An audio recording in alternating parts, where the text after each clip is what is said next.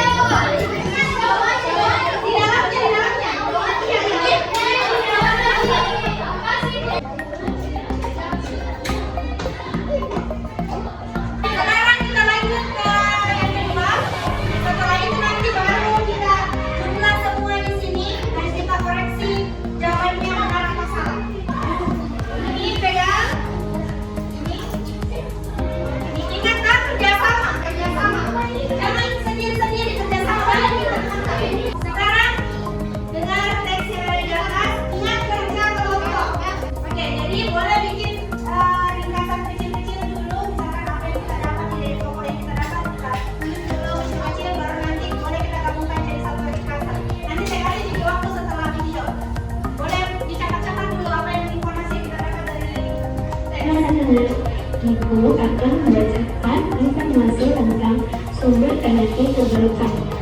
Temukan dan siap baik-baik ya.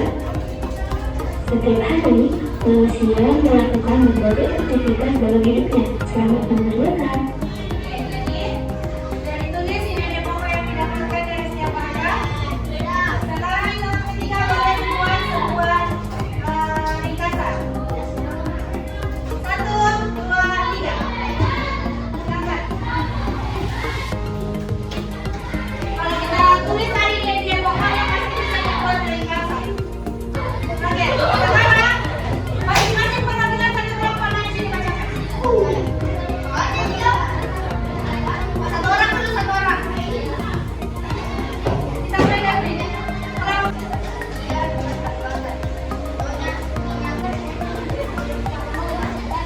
Baca. Sekarang sekali lagi. Yang lain dengar.